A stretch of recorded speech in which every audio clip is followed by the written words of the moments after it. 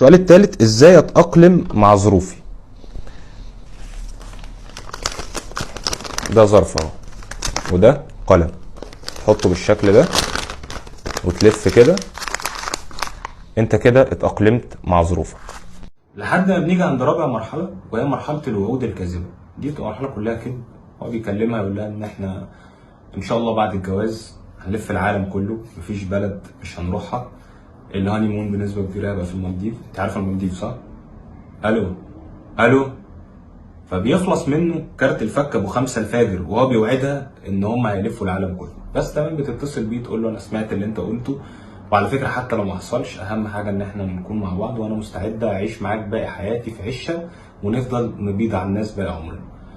طبيعي اي قهوه لازم يكون فيها واي فاي. ففي قهوه يبقى فيها واي فاي، بس هو القهوجي بيبقى عامل شفره، مش باسورد. يعني بتيجي تقول له في واي فاي يقول لك اه طبعا. باسورد ايه؟ يقول لك اكتب 25868 و4 من 10. ال 4 من 10 كابيتال، ها ما اعرفش هتكتبها ازاي، اتصرف. وفي الاخر تان 45. لا مش تان اللي هي ظل الزاويه، تان اللي هو لون بشره، بس مش فاكر انهي درجه بالظبط. يعني جرب كده تلاقيها لايقه، ولو عايز حد يشرب حاجه. فبرضه هنبعد عن القهوه دي خالص، لان ده بني ادم هو بيتعامل تقريبا ان في مجموعه من الشباب الهاكرز من امريكا مثلا اللاتينيه، على واحد من روسيا، على قاعدين دماغهم متبهدله ازاي نهاك قهوه السمسميه. قررت ان انا هخس. تاني خطوه بقى بعمل ايه؟ اول حاجه الناس بتروح لها هي الحته بتاعت انا هنزل اجري.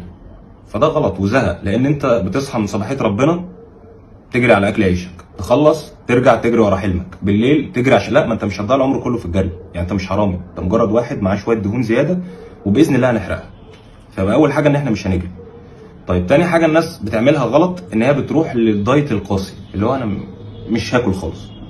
انا هحرم نفسي من الاكل، وهحرم نفسي من الشرب، وهحرم نفسي من الميراث، واحرم نفسي من الهواء اللي بتنفسه، واحرم نفسي من الخلفه. اخلف ليه؟ عشان ابني يتقال له يا ابن العجل؟ لا لا لا، انا مش.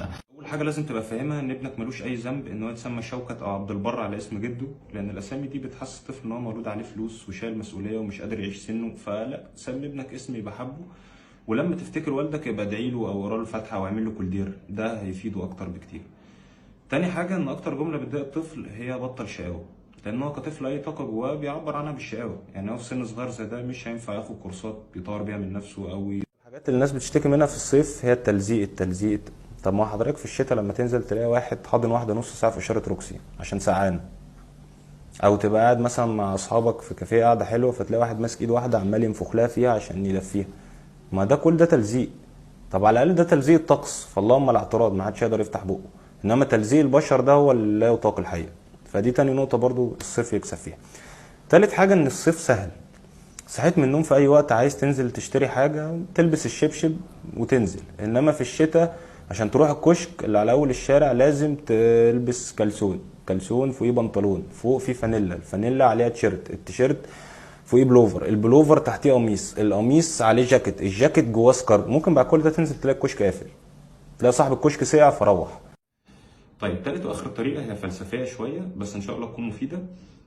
هي ان انت لو فكرت في السيجاره على انها شيء مؤنث، وان انت قبل كده سبت ساره وسبت مريم وسبت هايدي وحياتك كملت عادي ما وقفتش، بالعكس انت يمكن تكون دلوقتي مبسوط اكتر، بعد فتره قصيره جدا هتبعد تماما عن السيجاره عشان مؤنث وتتجه للحشيش عشان مسكر، وبكده تبقى المشكله زادت وما حليناش حاجه. طيب ولا طريقه من الثلاثه نافعين فعلا، ولا طريقه من الثلاثه نافعين، لان انا اصلا مدخن ونفسي ابطل سجاير.